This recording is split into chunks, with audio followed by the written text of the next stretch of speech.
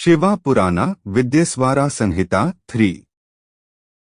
Shiva is not happy with Brahma, and so he from the center of brows gives birth to Bhairava to suppress Brahma and his pride. Nandi continues the tale. Now, Bhairava wants directions. He asks him to teach a lesson to Brahma. Bhairava holds tufts of fifth head of Brahma and picks up a sword to cut it asunder. Brahma trembles and falls at Bhairava's feet and beseeches mercy, whereas Vishnu bows and seeks forgiveness for Brahma, and so the Lord asks Bhairava not to punish Brahma. Lord does not forgive but tells Brahma that nobody will honor or worship him henceforth. Brahma expresses gratitude for the generosity. Fear of the king is necessary for administration, the Lord tells. However, he blesses Brahma with the privilege of being the presiding deity in various kinds of sacrifices, or else offerings will be futile. He also excludes Ketaki from use in any act of worship.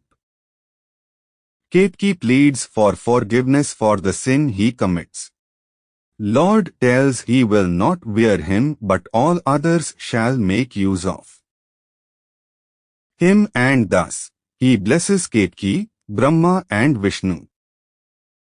Brahma and Vishnu stand on the left and right side of the great Lord with folded hands as a mark of reverence.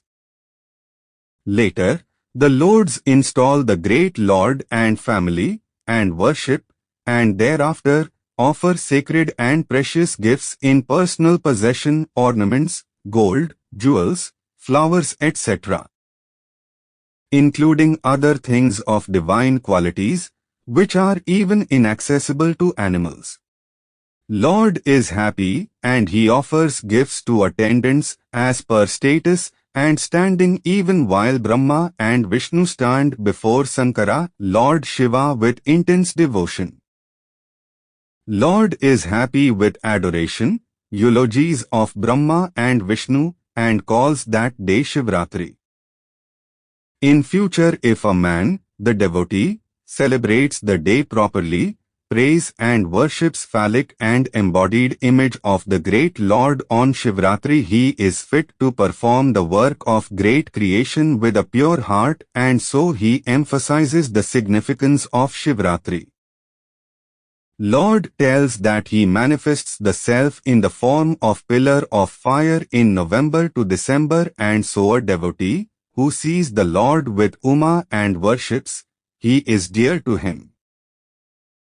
Later, the place is called Lingasthana, and this place of holy lingam and the infinite column of fire will become famous as mountain Ruddy Aruna.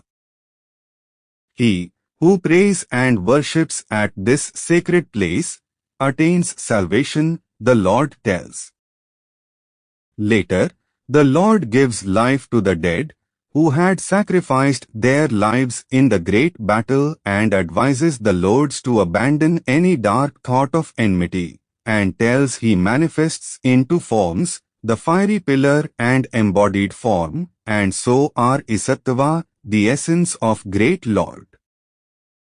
He advises the lords to cast off ignorance and pride, because none else is Isvara.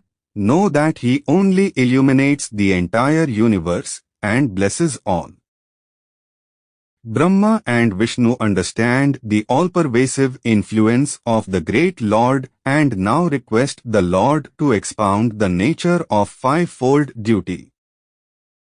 The five sacred duties, the Lord tells, are creation called Sarga, maintenance and sustenance is Sthiti, annihilation is Samhara or destruction, concealment or elimination is Tirobhva, and blessing is liberation from the cycle of birth and death.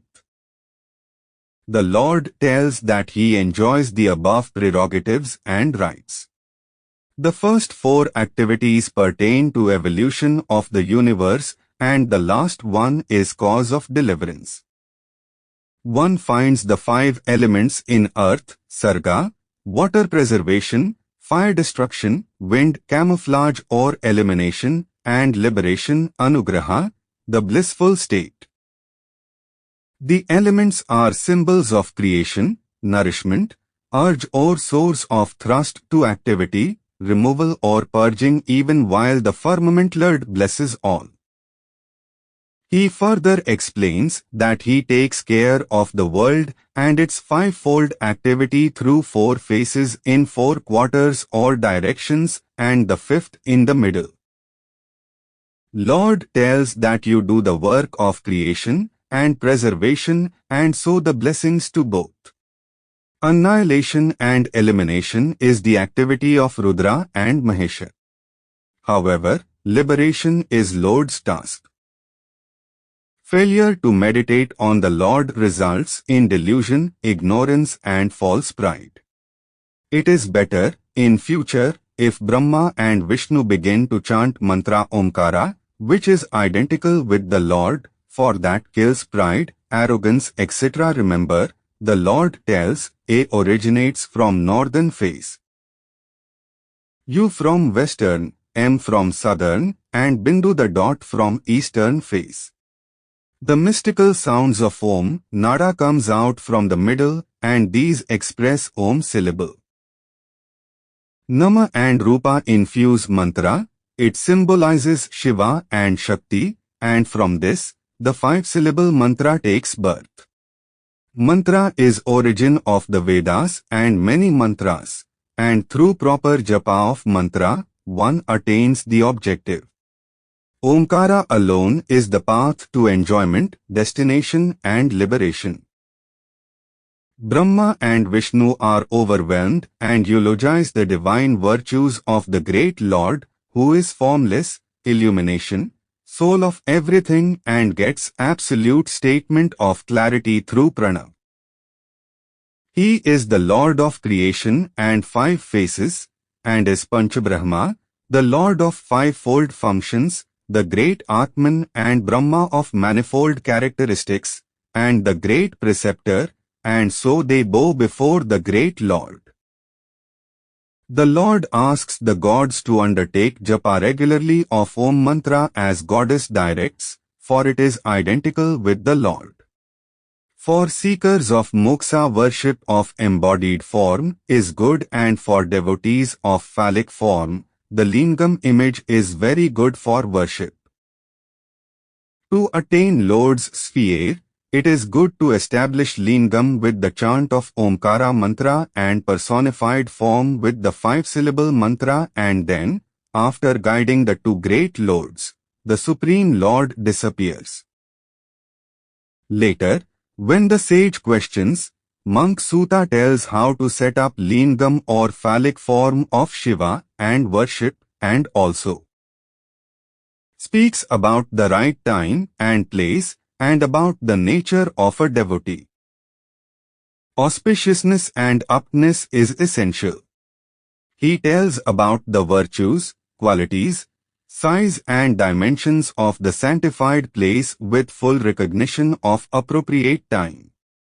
He discusses not only its size, but also its material from which a devotee should make an emblem, mobile or stationary.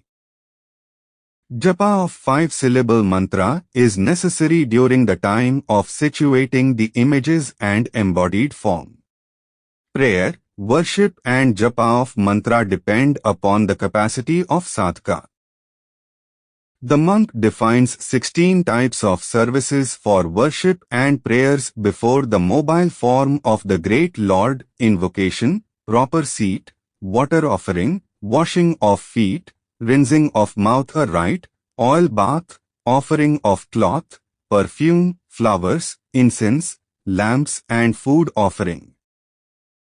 Lastly, praying with waving lamps, bitter leaves, obeisance each time and thereafter. The last one is mystical religious discharge, and conclusion of rituals is essential. Offering gifts of precious possessions for worship gives benefit, and a devotee gets access to the region of Lord. Keep the Lord in phallic form in mind and the devotee will get the reward, the monk tells. Japa of mantra is good for the devotees. Mantra Om ending with M purifies the mind.